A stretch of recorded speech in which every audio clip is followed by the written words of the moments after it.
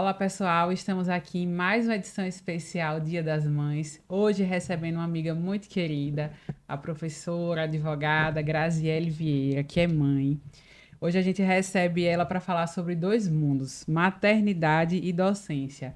A Grazi, que é mãe do Gabriel e da Giovana. Temos uma amizade de mais de 15 anos. É um prazer, Grazi, te receber aqui hoje. Seja muito bem-vinda. Obrigada, eu quero agradecer pelo convite, a Carol e a Catarine, e dizer que eu estou muito feliz em poder compartilhar um pouquinho com vocês as minhas experiências da maternidade. Vamos lá. Grazi, eu tive a oportunidade de acompanhar um pouco, né, as suas duas gestações, o Gabriel, e a Giovana. E eu queria saber hoje de você como foi que a maternidade mudou a sua forma de enxergar o mundo. Então, eu costumo dizer que a maternidade, ela me resgatou de mim. Então, não a maternidade, a categoria maternidade, como muitas vezes ela é vendida, né? Mas a experiência vivida. Então, Gabriel hoje tem 15 anos e ele, né, é o meu primeiro filho e há mais de 20 anos que eu já vinha cuidando da minha saúde mental e emocional, antes de engravidar, de decidir engravidar, né, de Gabriel, de recebê-lo.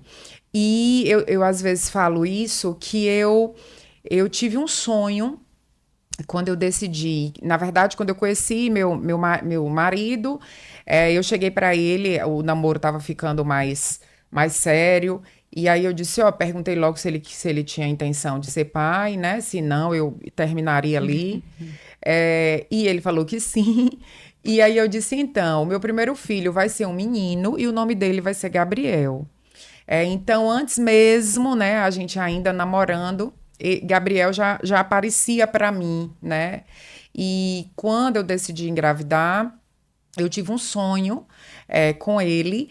E ele, no sonho, ele aparecia bebezinho e ele era igual ao que como ele nasceu, né? Como bebê. Interessante. Então, a gente já estava conectado, né? Tanto eu quanto ele, e eu sempre tive essa preocupação em revisitar a minha história de vida. Então, eu já estava no processo de busca por autoconhecimento, autodesenvolvimento, e a maternidade me atravessou nessa perspectiva.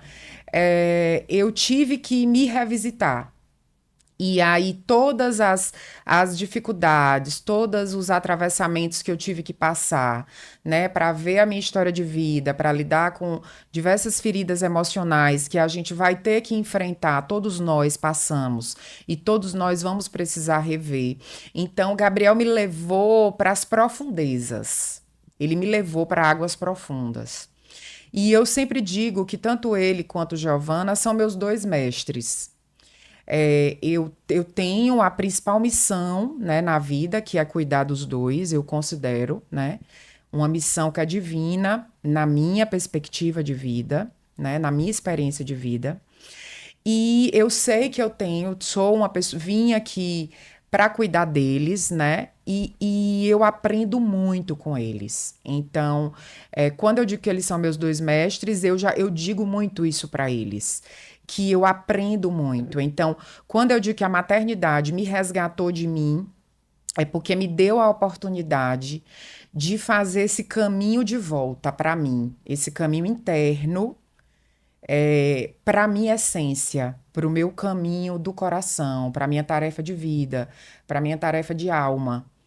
Para me conectar com essa essência divina que todos nós temos Sim. e que a gente vai se desconectando por N motivos e por inúmeras experiências que a gente vive. Então, para mim, a maternidade foi esse portal, né, de oportunidade, de evolução, sem floreamento, sem maquiagem. Eu vivo a maternidade como ela é, no dia a dia, né, com todas as múltiplas infinitas demandas que nós temos. Não é uma tarefa fácil. Agora, ela está na prioridade, né? Eu costumo dizer que é um prato que não pode cair. Então, nem o Sim. prato da minha saúde mental e nem a minha responsabilidade com Gabriel e Giovana. Então, por isso que é tão importante e em todos os espaços onde eu estou, eu compartilho esse meu caminho para ajudar, direto ou indiretamente, mais mães nesse caminho de autoconhecimento, de autodesenvolvimento, porque o que que acontece? A gente está num contexto de mundo que a gente pode aprofundar sobre qualquer tema que a gente queira, né?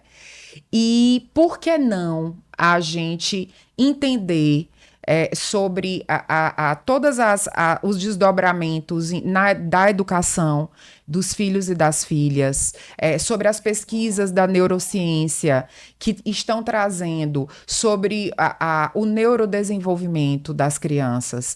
Por que não a gente mergulhar nesse universo para, inclusive, ajudar os profissionais que estão com a gente a somar nesse cuidado, que seria um cuidado mais integral e mais efetivo com os nossos filhos e filhas. A gente diz que o filho e a filha são os nossos tesouros. Sim. Então, sendo os nossos tesouros, a gente precisa cuidar, né, com afeto, com respeito e tentando romper um padrão de criação que tivemos que não cabe mais neste momento. Então, nossos pais, os nossos cuidadores, deram a educação com as ferramentas que eles tinham naquele momento.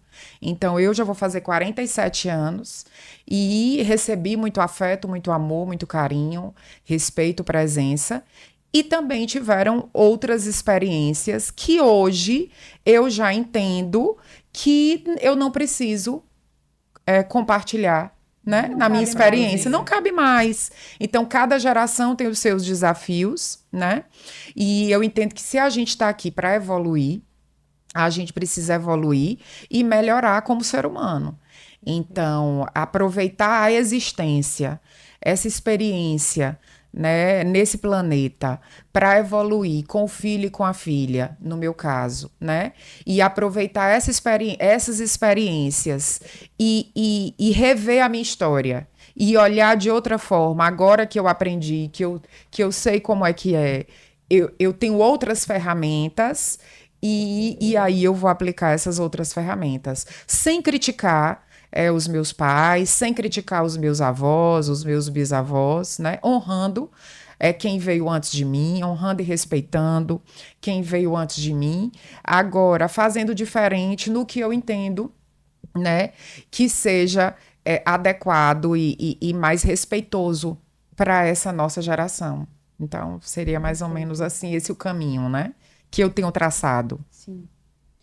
E Grazi, como é que você separa, como é que você equilibra a Graziele mãe e a Graziele profissional?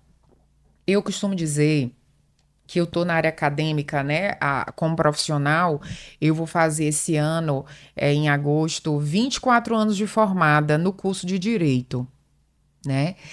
E eu sou mãe há 15. Então, são 9, 10 anos, né, de profissional antes de ser mãe. E algumas pessoas que me conheceram antes da maternidade e depois da maternidade já comentaram comigo que vem total diferença. Então, eu não consigo, né, separar a Grazi mãe da Grazi profissional por causa da primeira pergunta que eu respondi. A experiência da maternidade me atravessou de uma forma que eu passei a olhar para os meus alunos, para as minhas alunas, para as pessoas com quem eu trabalho, para o meu entorno de outra forma. Então, se eu tenho um aluno ou um aluno que é pai e mãe, e ele chega atrasado na minha aula, porque ele foi deixar o filho na escola, porque ele tem que pegar o filho na escola, porque o filho tá doente, porque a rede de apoio não tem como ajudar naquele dia, e eu vivo isso há 15 anos, não tem como eu não ter empatia. Não que eu não tivesse antes, né? Então, eu sempre tive um perfil, eu fui uma criança Eu fui uma criança do enfrentamento, mas eu fui uma criança muito amorosa, de querer cuidar, de querer fazer, né, tudo para poder agradar naquele ambiente. Foi uma das formas que eu li que eu seria amada, né? Então eu sempre gostei de cuidar, cuidava das primas, brincava cuidando das minhas primas que eram menores do que eu. Só que não é a mesma coisa de viver a experiência da maternidade. Então eu não consigo separar na perspectiva do acolhimento. Eu já era uma pessoa que sempre gostei de cuidar e de acolher, de ouvir. E como mãe, eu me considero, né, uma mãe acolhedora. E também sou uma mãe, e tenho isso na minha vida, que quando eu sinto que eu devo falar alguma verdade nas minhas relações, eu falo com muita verdade, eu não passo a mão na cabeça. Sim. Nem como professora, nem como amiga, nem como sócia, Sim. nem como cliente. Não, e claro que eu não vou ser desrespeitosa, né? Mas eu vou dizer de forma assertiva, né, que tal coisa não tá legal. E é uma forma de dar clareza para as relações. Então, tanto eu já escutei, né, que eu acolho, como eu também vou cobrar, ou vou dizer, olha, assim não tá legal, vamos direcionar para esse lado, sem soltar a mão, sabe? Porque eu acho que, principalmente na docência, a professora, o professor, o educador, na minha percepção, ele segura a mão. Então, eu não vou fazer o trabalho por você, mas a gente pode atravessar essa ponte juntas. E eu digo, eu tô aqui do teu lado e você vai conseguir.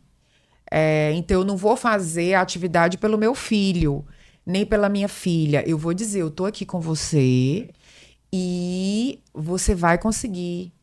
Eu tô aqui, eu tô te vendo, eu tô te ouvindo e eu tô aqui para te acolher. Então, nessa perspectiva, eu não consigo separar. Então, é por isso que eu disse que a maternidade me Mas atravessa. é positivo, porque quando eu fiz sua aluna lá em Direito Penal 1, primeira unidade, a sala toda, nota baixa. Aí ela pegou, acolheu todo mundo, vamos Vamos com calma, juntos, vamos vamos juntos. respirar. A alma Indicou, materna dela, indicou o caminho e ela Não, eu tava tava grávida. grávida. Tava grávida de os hormônios à flor Gabriel, da pele. Porque era. duas gestações foram duas Graziellas diferentes também. Sim, são outras Total, né? experiências, né? Então, claro que cada filho é único e cada experiência é única, né? Só que você vai levando um pouco do que você já viveu, né? E tentando colocar em prática o que você vai conhecendo. Então, a Graziele, mãe do puerpério do Gabriel, foi totalmente diferente do puerpério da Giovana. E cada filho tem uma tarefa, né, para te mostrar.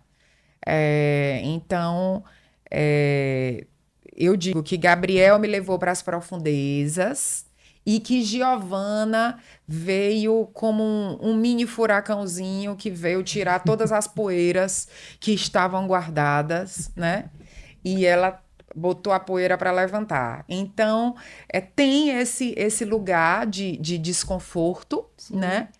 E a maternidade, as experiências trazem esse lugar de desconforto, mas como eu vejo tudo como aprendizado, né? Como o que eu tenho para aprender com isso, e quando eu não dou conta, eu peço ajuda para as profissionais que cuidam de mim. Então, eu estou mais de 20 anos cuidando da minha saúde mental e emocional. Isso é Eu muito sei que muitas importante, né? pessoas não têm essa oportunidade. Agora, isso é indispensável, né? Para a gente estar inteiro e presente nas relações. Perfeito. Então, eu até digo para Gabriel e Giovana que é o que eu quero deixar para eles, assim. Uma das coisas que eu quero deixar de legado é eles se preocuparem no futuro em cuidarem da saúde mental deles. E eu já estou, desde hoje, de alguma forma, acompanhando e cuidando, né? Tem várias pesquisas mostrando da neurociência que a forma como a gente lida na infância, que a infância não é uma fase, que ela constitui a nossa vida. Então, se a criança tem uma infância com afeto, com respeito, com a presença dos responsáveis, dos cuidadores, se ela consegue fazer, atravessar isso de forma plena, né, integral. Não estou dizendo que a gente precisa ser perfeito, nós não somos perfeitos, a Sim. perfeição não está aqui, né? Nós somos imperfeitos e estamos aqui para aprender. Mas se a gente busca essa ajuda também, no futuro, eles terão uma outra perspectiva, né, como adulto, né, em relação a como cuidar deles Sim. e como É uma estar, parte do seu legado, né? isso, Falar nas que eles. relações. Perfeito. E para a gente falar um pouco, Grazi, aqui também, que Grazi é uma mulher inspiradora, né? E é uma defensora das mulheres. E vamos falar um pouquinho que a educação consegue prevenir aí um pouco dessa violência que cada vez mais, meu Deus, se hoje a gente vive num século mais avançado, tá cada vez mais a gente vê nos noticiários, né, a violência contra a mulher. Imagine quantas mulheres sofreram, né? O que é que você fala um pouco sobre? Então, enfrentar as violências contra as mulheres faz parte também de uma das minhas tarefas de vida. Tá entre um dos meus propósitos. Eu trabalho com essa temática há quase 20 anos. E por trabalhar na perspectiva da violência, né, desde que eu me formei no curso de Direito, já vai fazer 24 anos, eu comecei nos meus estudos, tanto do mestrado quanto do doutorado, eu comecei a perceber que a gente não consegue enfrentar as violências numa perspectiva apenas punitiva. Então, eu fui aprofundando nos meus estudos, nas minhas pesquisas, nas minhas publicações, nas articulações, né, com o poder público. E no meu doutorado, eu defendi na minha tese de doutorado que a gente só vai conseguir enfrentar de forma mais assertiva as violências contra as mulheres quando a gente estruturar os 3 eixos de enfrentamento. E isso eu não estou inventando a roda. Né? A Lei Maria da Penha, que é uma legislação muito inovadora e muito importante no Brasil, ela já trouxe esses 3 eixos expressos. Então, a Lei Maria da Penha determinou que para a gente enfrentar as violências contra as mulheres no Brasil, a gente precisa estruturar o eixo da prevenção, da proteção e assistência às vítimas e da efetiva responsabilização dos autores das violências. Só que eu defendi no meu doutorado e defendo até hoje que esses 3 eixos precisam ser estruturados ao mesmo tempo, ou seja, de forma concomitante. A Lei Maria da Penha vai fazer 20 anos esse ano, em agosto, dia 7 de agosto. E até agora, né, Catarine, você falou, eu fico assustada, né, como é que a gente está em pleno século XXI e parece que a gente não avança, né? A Lei Maria da Penha nos ajudou a enfrentar, né, nesses últimos 20 anos. Nós não tínhamos uma legislação que protegesse as mulheres e os filhos em situação de violência. Isso já é um grande passo. Só que 20 anos depois, a gente ainda não conseguiu estruturar muitas coisas, muitos dispositivos que estão na lei. Então, a gente tem um país muito grande, né? Numa perspectiva continental, a gente tem mais de 5 mil municípios e a gente só vai conseguir fazer esse enfrentamento de uma forma efetiva quando a gente estruturar a prevenção, a proteção e a responsabilização nos mais de 5 mil municípios brasileiros. Então, é um grande desafio. No caso de Sergipe, que é o menor estado da federação, que pode, sim, ser um estado modelo para o Brasil. Nós temos 75 municípios e não adianta a gente ter uma rede estruturada apenas em Aracaju, porque nós temos mulheres e crianças vivenciando essas violências em municípios que não têm equipamento de acolhimento nenhum. Então, esse é um grande desafio que não é exclusivo do Estado, que não é exclusivo da sociedade, né? É um desafio que é de todos nós. Sim. E a gente precisa juntos fazer essa articulação com os três poderes, com o Ministério Público, chamando os movimentos sociais, a sociedade, para que a gente consiga fazer. A conscientização é o primeiro passo, a prevenção é um caminho, é um eixo importantíssimo, e aí a gente previne, também protege e também responsabiliza, porque a pessoa que pratica as violências, em 90% dos casos, são homens.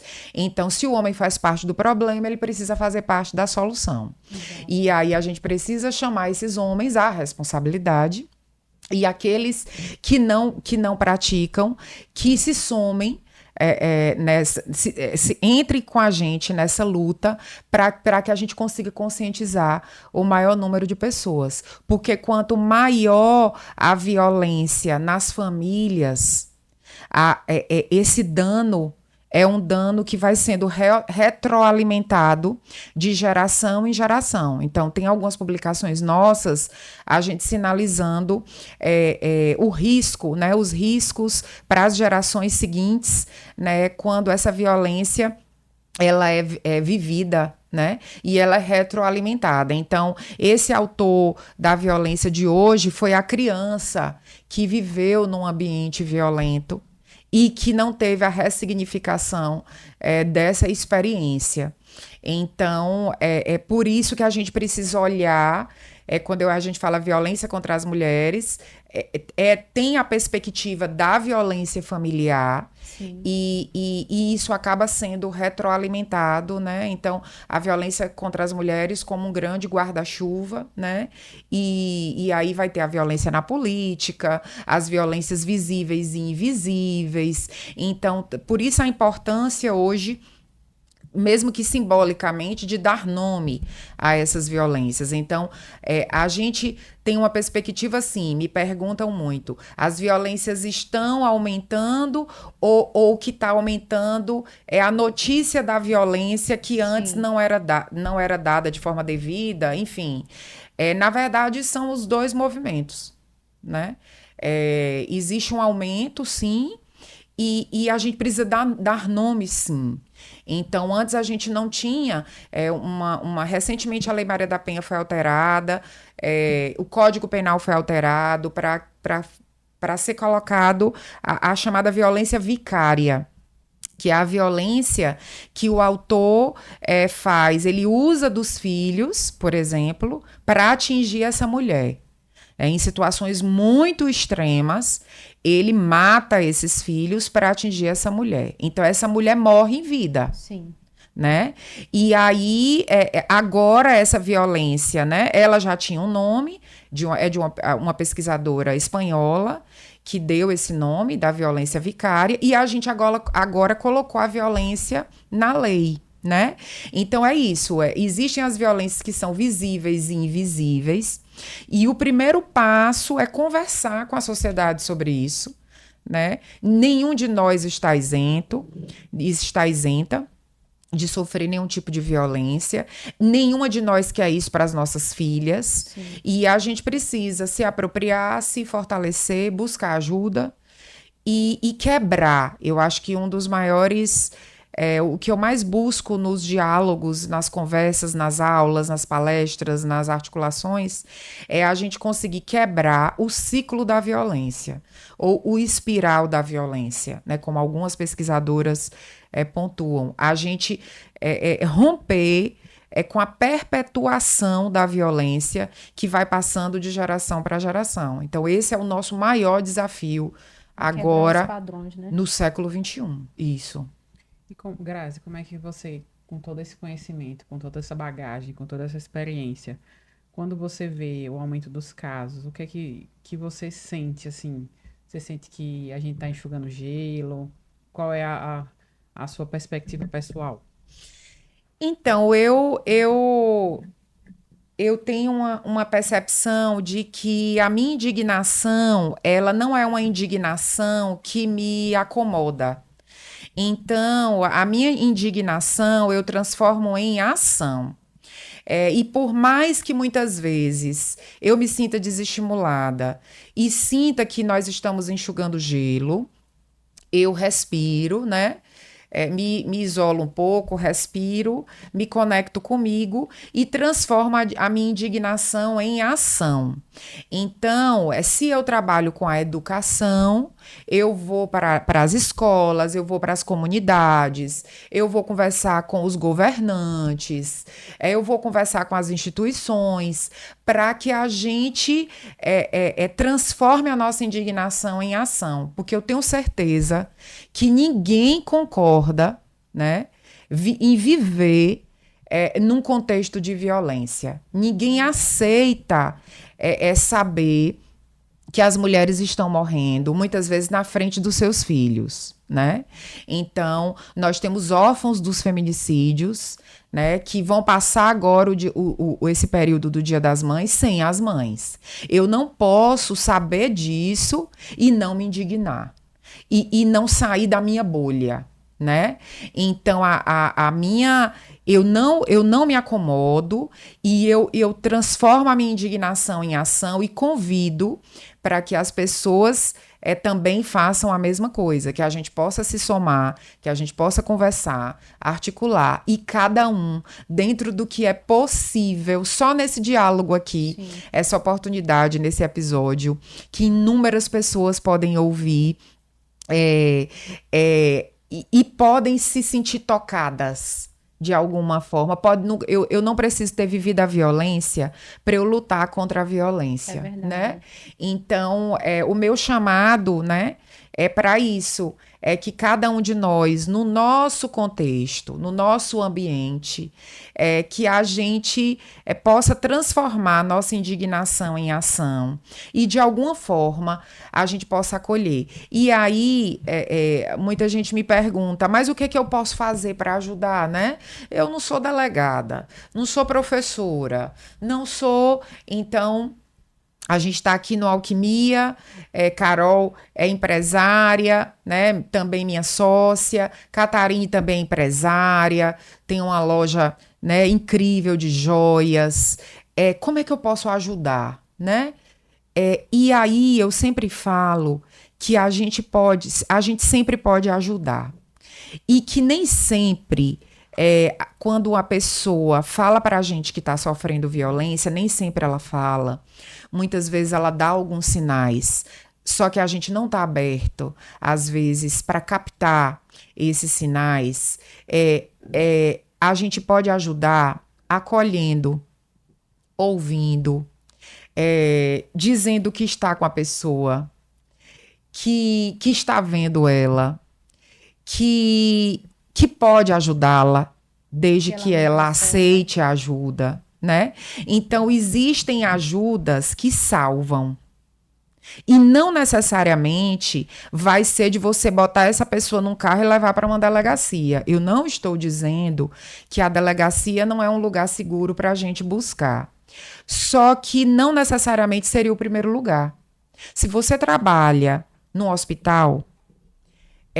e você vê que uma pessoa chegou lá e nem sempre essa violência ela é física, você pode acolher essa pessoa.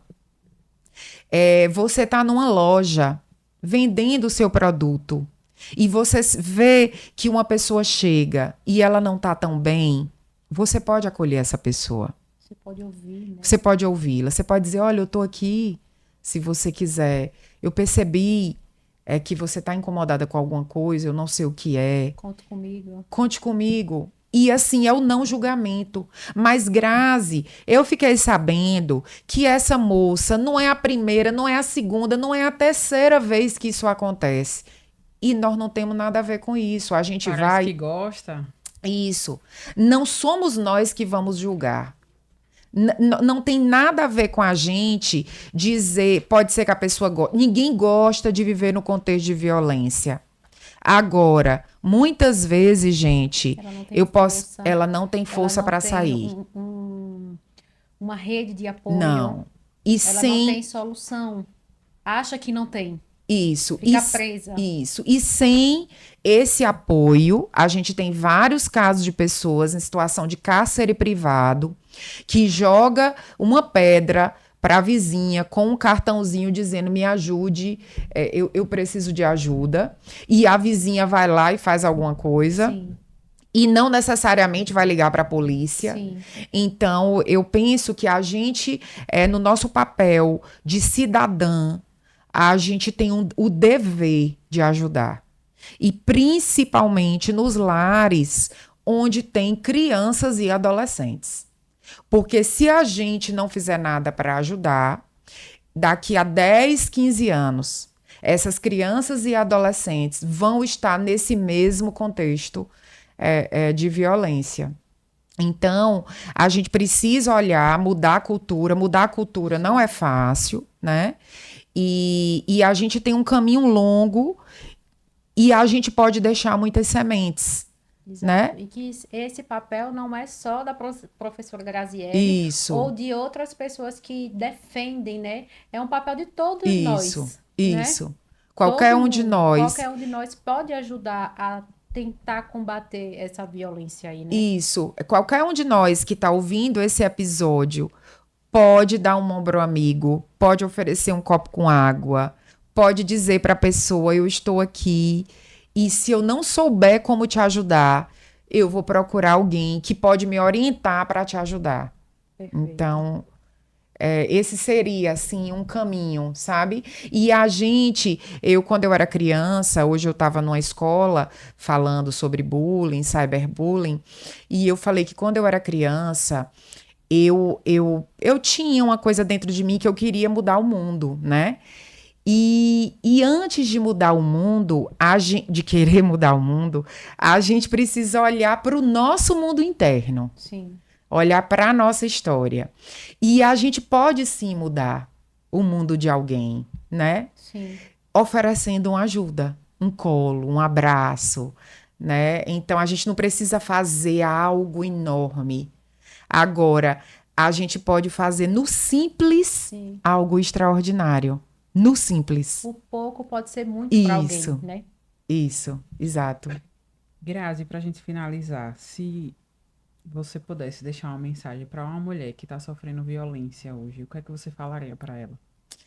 Eu diria para ela que ela não está sozinha e que ela pode ser ajudada, que ela pode sentir o que ela está sentindo, que ela pode respirar fundo e que ela pode sim pedir ajuda, que com certeza alguém no entorno dela, alguém próximo dela, vai dar essa mão e vai ajudá-la. E é isso, pessoal. Grazi, quero te agradecer demais pelo seu tempo. Sempre é um prazer estar te ouvindo, é um privilégio muito grande. E para finalizar, nós preparamos um mimo muito especial do Paraíso das Flores e da Catarina Batalha Joias, uma forma de agradecer, né? Você trazer um conteúdo tão importante e relevante para a nossa sociedade e para muitas mulheres e mães. Produção, aqui, vamos lá. Ah, Aqui da obrigada, Catarina. muito obrigada. Adorei. Eu sei que Grazi você ama, ama Adoro. flores. Amo flores, amo a natureza, a minha cara. E a cor tem tudo a ver comigo. verdade. É a minha cor preferida. Obrigada, Muito obrigada por gente. nos dar a honra de estar aqui com a Obrigada. gente. Obrigada. é isso, gente. Muito obrigada.